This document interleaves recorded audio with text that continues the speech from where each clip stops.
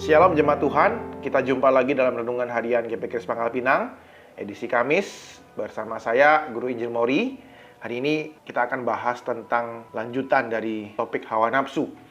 Nah, Bapak Ibu Saudara, bagaimana kita bisa mengenal hawa nafsu kita dan mengendalikannya? Mari kita bersama-sama membaca dalam Injil Matius pasal kelima, ayat 27 sampai 30. Injil Matius pasal yang kelima, ayat 27 sampai 30. Kamu telah mendengar firman, jangan berzina.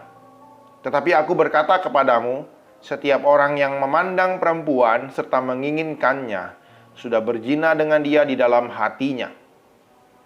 Maka, jika matamu yang kanan menyesatkan engkau, cungkillah dan buanglah itu. Karena lebih baik bagimu jika satu anggota tubuhmu binasa daripada tubuhmu dengan utuh dicampakkan ke dalam neraka. Dan jika tanganmu yang kanan menyesatkan engkau, penggalah dan buanglah itu. Karena lebih baik bagimu jika satu dari anggota tubuhmu binasa daripada tubuhmu dengan utuh masuk neraka. Amin, demikianlah pembacaan firman Tuhan. Nah, saudara, Yesus mengutip perintah Taurat yang ketujuh di bagian ini. Nah, ia memperluas cakupan maknanya. Nah, di bagian ini perintah ketujuh itu memang sudah jadi umum sekali. Perintah itu ditujukan kepada laki-laki saja. Yesus tidak mau hanya seperti itu. Ia memperluas makna dari perintah ketujuh itu untuk semua orang.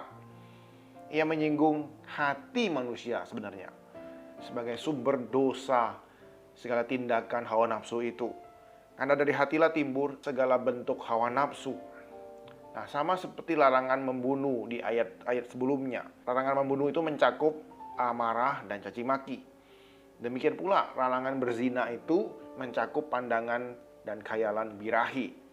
Artinya, kita bisa membunuh orang dengan kata-kata ataupun amarah kita. Demikian pula kita juga bisa berzina dalam hati ataupun pikiran kita. Jadi, hati itu penting sekali. Ini yang mau disinggung oleh Tuhan Yesus.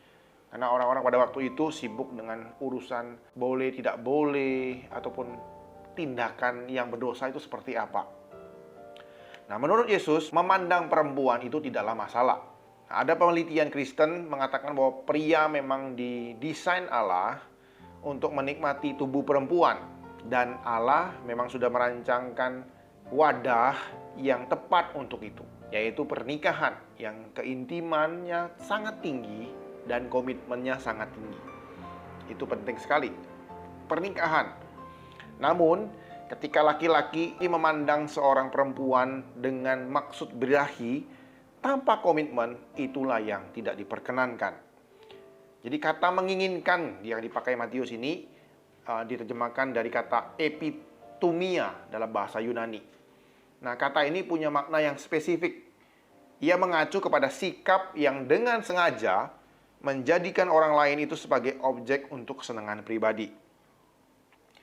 Sikap yang dengan sengaja menjadikan orang lain sebagai objek untuk kesenangan pribadi.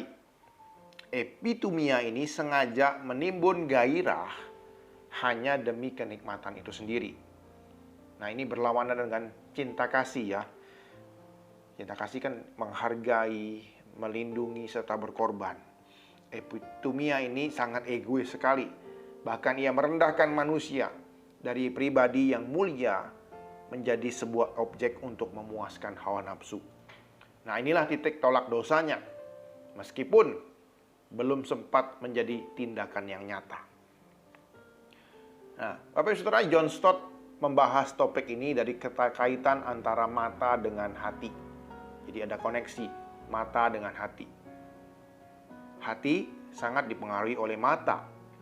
Ketika mata dibiarkan liar dan terus-menerus membuat hati itu mendapatkan rangsangan yang berbahaya dari mata.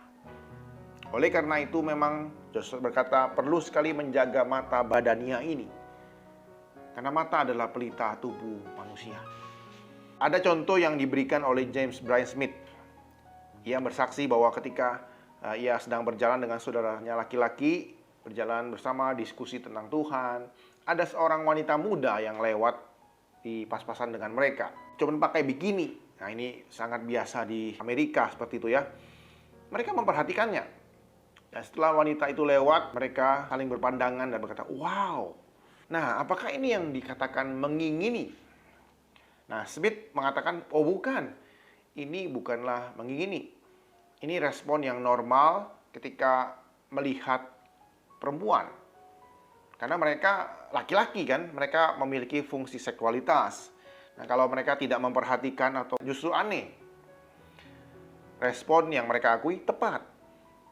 Namun yang berbahaya adalah ketika mereka mengikuti perempuan itu, lalu memperhatikan tubuhnya, membayangkan aktivitas seksual dengan dirinya, itulah jatuh dalam dosa seperti itu. Itulah epitumia.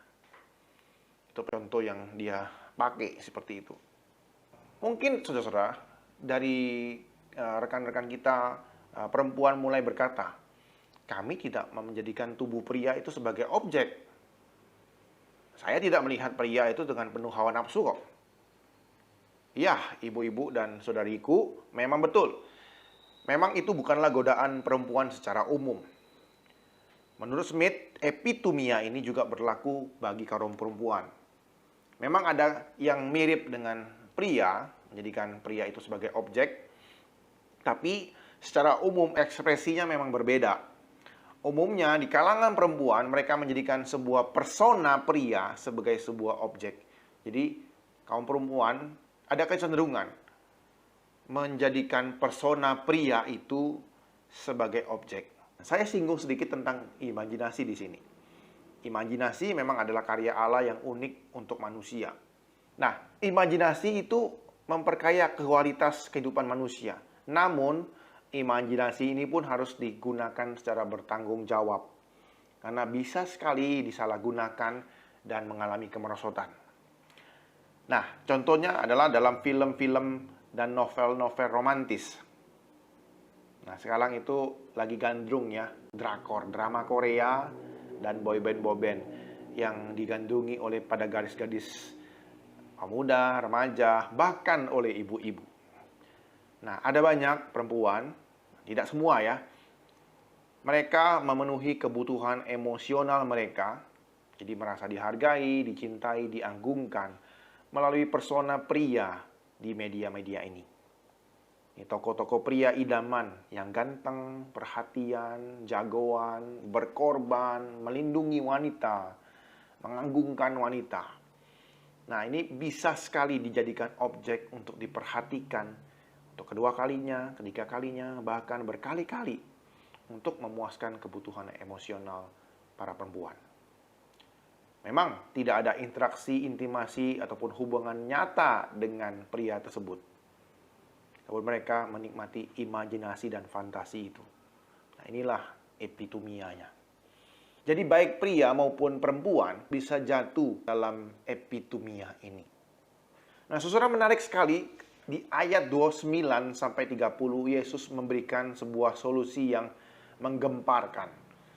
Jadi Yesus ngomong, meminta kepada murid-muridnya untuk mencungkil mata kanan mereka ataupun tangan kanan mereka yang jatuh dalam dosa.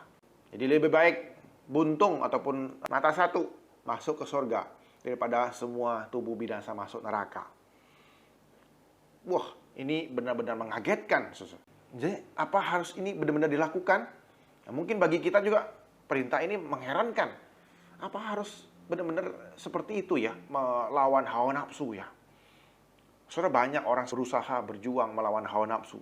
Dan banyak orang yang gagal, banyak orang yang berlinang air mata. Dan dalam sejarah kekristenan juga ada orang-orang Kristen yang sungguh-sungguh ya, saya tahu sungguh-sungguh, bahkan mempraktekkan ayat ini secara harafiah. Mereka ada yang potong anggota tubuh mereka seperti itu. Untuk benar-benar menjaga diri mereka supaya mereka kudus dan berkenan kepada Tuhan. Namun saudara, kita tidak bisa mengubah hati kita dengan cara mengubah sikap kita ataupun membatasi anggota tubuh kita yang berdosa ini. Yesus tidak bermaksud harafiah. Ia sedang menggunakan teknik retorika pada waktu itu. Nah, Matius pun mencatat perkataan ini berulang ya. Ada lagi di dalam Matius 18 ayat 8 sampai 9. Nah, situ diinkludkan juga, dimasukkan juga kaki. Kaki jadi kan ini sebut mata dan tangan. Nah, di ayat Matius 18 itu tambah lagi kaki gitu. Jadi situ konteksnya adalah godaan berbuat dosa secara umum. Jadi sebenarnya Yesus mau menghancurkan cara pikir ataupun logika orang-orang Yahudi pada waktu itu. Karena konsep pada waktu itu mengatakan bahwa dosa tinggal dalam tubuh yang melakukan dosa. Jadi maling gitu ya. Nah, itu tangannya bahaya, itu harus dibuang itu. Nah, inilah alasan mengapa ada masyarakat yang memotong tangan pelaku pencurian. Alasannya adalah potong tangan yang berdosa, maka orang tersebut tidak lagi berdosa dan tidak akan melakukannya lagi. Nah, saudara, bukan anggota tubuh yang bermasalah, maksud Yesus itu. Yang maksud Yesus adalah kamu bersikaplah seolah-olah tanganmu nggak ada kalau tanganmu gampang melakukan dosa seperti itu. Atau matamu tidak ada lah, karena mungkin matamu yang bisa jatuh dalam dosa. Masalahnya adalah hati manusia. Hati manusia yang akan haus dan penuh hasrat, bahkan hawa nafsu pun tidak akan pernah bisa memuaskan keinginan hati manusia. Pemuasan ini hanya ada dalam diri Allah dan kerajaannya. Sukacita dan pemuasan gairah yang paling besar itu hanya dalam Tuhan saja. Jadi Tuhan mau selesaikan masalah hati manusia itu. Oleh karena itulah ia datang ke dunia ini. Ia mengajar manusia. Bahkan ia mati bagi manusia. Supaya manusia bisa kembali kepada Allah. Dan dipenuhi, dipuaskan oleh Allah. Setelah manusia bisa menikmati Allah, kepuasan dalam Allah ini, ia bisa belajar memberi dirinya, melayani. Dan itulah kasih yang sempurna. Nah, ketika manusia hidup dalam kasih Allah, kenikmatan kepuasan dalam diri Allah, ia bisa menempatkan hawa nafsunya dalam kondisi yang tepat dan memuliakan Allah. Puji Tuhan, saudara. Itu yang Allah kerjakan dalam kehidupan kita. Nah, namun dalam kehidupan kita saat ini, kita memang tetap tinggal dalam daging yang lemah, yang sudah berdosa ini, dan dunia yang jatuh dalam dosa. Nah, kita akan selalu terus berhadapan dengan godaan-godaan dunia ini yang jahat dan nyata. Nah, saya sebutkan salah satu contohnya adalah pornografi. Sampai ada orang yang sebut ini adalah narkoba yang baru, yang sangat mematikan dan menghancurkan relasi antar manusia dan pernikahan. Nah, inilah yang perlu kita renungkan, saudara. Setelah kita menjadi milik Kristus dan puas hanya dalam Kristus, kepuasan dalam Kristus itu terus harus dibangun dan dilatih. Nah, saudara, kita perlu bertanya kepada diri kita. Saya ini punya hawa nafsu atau memberikan makan terus kepada hawa nafsu saya yang berdosa? Saya kan bukan hidup dalam diri saya yang lama. Nah, saya yang kasih makan itu adalah diri saya yang baru atau diri saya yang lama, hawa nafsu saya yang lama. Seperti itu. Nah, kita sendiri yang mengerti kan kelemahan kita di mana. Apakah kita kelemahannya di mata, atau kita kelemahannya di tangan, atau kita kelemahannya di kaki, yang sering jalan-jalan kemana-mana, keliling-keliling. Atau saya tambahkan lagi, kelemahan kita di kuping. Nah, kalau kita kelemahan di mata, hati-hatilah apa yang kita lihat, apa yang kita pandang. Itu mempengaruhi hati kita, kehidupan kita, dan kekudusan kita. Nah, kalau kelemahan kita di tangan, baiklah kita menjaga tangan kita, perbuatan-perbuatan kita. Kalau bisa menghindar, lebih baik kita menghindar, saudara. Kemudian telinga, mungkin apa yang kita dengar, itu akan mempengaruhi kehidupan kita, hawa nafsu kita. Nah, kalau kita kelemahan di kuping, gampang sekali dipengaruhi. Kita perlu memilih dengan tepat orang-orang yang dekat dengan kita, orang-orang yang kita dengarkan. Kiranya Tuhan boleh menolong kita, menguatkan kita, menghadapi pergumulan-pergumulan di dunia ini berkaitan dengan hawa nafsu kita. Kita bisa mengendalikannya dan menikmati kepuasan di dalamnya. Dan yang paling tinggi adalah kepuasan dan sukacita dalam Tuhan. Semoga firman Tuhan hari ini menguatkan kita dan menguduskan kehidupan seksualitas kita di tengah-tengah dunia yang makin hari makin hancur ini. Tuhan Yesus memberkati kita. Amin. Mari kita bersama-sama berdoa. Tuhan Yesus, kami bersyukur buat firman-Mu yang telah kami baca dan renungkan hari ini. Kami bersyukur Tuhan buat kesempatan yang Tuhan berikan kepada kami, sehingga kami bisa diajar Tuhan, diingatkan kembali. Kami manusia yang berdosa, yang tinggal dalam kedagingan ini. Kami terus berperang Tuhan melawan kedagingan kami yang lama. Tapi kami bersyukur Engkau telah tinggal dalam hati kami. Tolong kami menikmati Engkau Tuhan lebih dalam dan lebih dalam lagi. Menikmati kerajaan-Mu. Menikmati sukacita yang Engkau tawarkan yang begitu mulia. Lebih dari kenikmatan apapun Tuhan. Tolong kami dalam menjaga mata kami. Menjaga tangan kami, kehidupan kami Tuhan. Apa yang kami makan secara jiwa Tuhan. Supaya kami hanya menyaring, memfilter semuanya itu. Kami tidak jatuh dalam dosa Tuhan. Tolong kami Tuhan, mampukan kami. Setiap pergumulan kelemahan-kelemahan kami, Engkau boleh menguatkan kami. Terima kasih Tuhan Yesus. Ini adalah doa kami dan permohonan kami. Demi nama-Mu ucap syukur dan berdoa. Amin.